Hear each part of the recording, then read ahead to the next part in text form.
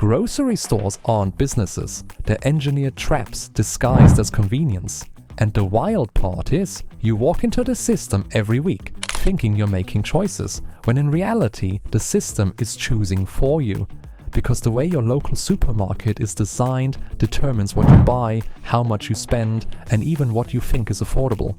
It shapes your diet, your budget, and your perception of value without you ever noticing.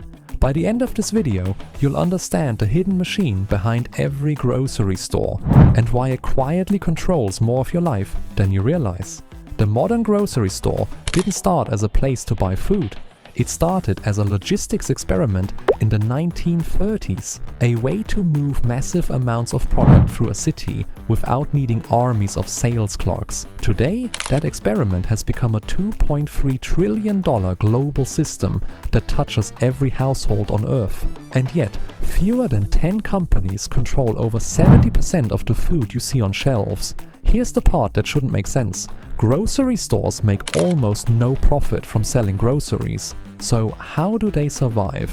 And why do they keep expanding? Because the grocery store isn't designed to profit from food. It's designed to profit from behavior. Every aisle, every shelf height, every product placement, every deal, every smell, every sound, all of it is engineered to manipulate your decisions. Not randomly, not accidentally, but through a system called category management, where suppliers literally pay for the right to influence your choices. But here's where it gets interesting. The grocery store isn't the real power in this system. Picture the store from above, not as aisles, but as a battlefield. The produce section at the entrance, that's not freshness. It's priming your brain for healthy decisions, so you feel justified buying junk later. The milk at the back, that's a forced march through impulse zones. The eye-level shelves, those are auctioned off to the highest bidder. The end caps, paid advertisements disguised as deals. The checkout lane, a psychological choke point engineered for last-second grabs. And here's the number that makes it all feel wrong. Up to 40% of a grocery store's profit comes not from selling food, but from selling access to your attention. So now you understand the front-end system, the part you walk through every week. But that's only half the story, because the real power isn't in the store you see, it's in the invisible network behind it. Why it persists, the structural moat. Grocery chains operate on razor-thin margins, but they control something priceless: shelf space. And shelf space is a monopoly at the store level. There's only one eye level, one end cap, one checkout lane. Manufacturers must pay slotting fees to get products placed.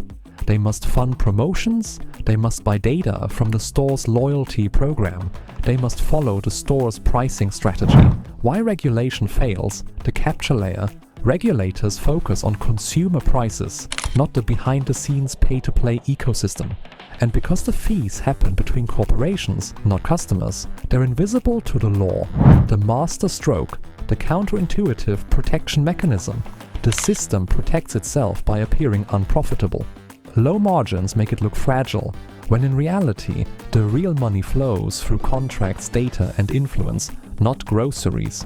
Case 1. The lawsuit that failed. A major beverage company sued a national chain for unfair shelf space practices. Outcome: dismissed. Reason: category management is considered a legitimate business strategy. Case 2. The regulatory attempt. The UK's Competition Commission tried to limit slotting fees. Partial result: transparency improved. But the fees simply shifted into marketing allowances and promotional partnerships. Case 3. The place it worked. In Denmark, strict rules force supermarkets to separate paid placements from organic ones. Result: consumer prices dropped. Implicit question: if it worked there, why not everywhere? This is a template, not an anomaly. The grocery system is just one example of a deeper pattern. Control the distribution channel and you control the market. 3 other industries with the same structure. Pharmacies, shelf placement determines which medicines sell. Streaming platforms, homepage placement determines which shows survive.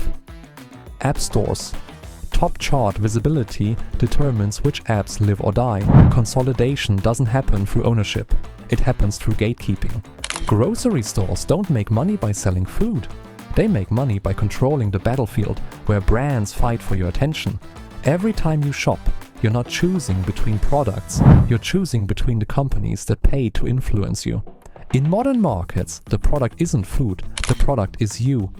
Do you think grocery stores should be required to disclose which placements are paid for, the same way social media influencers must disclose sponsorships?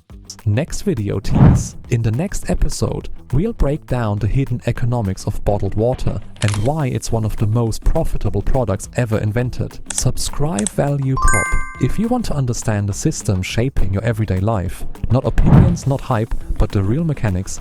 This is the channel built for you.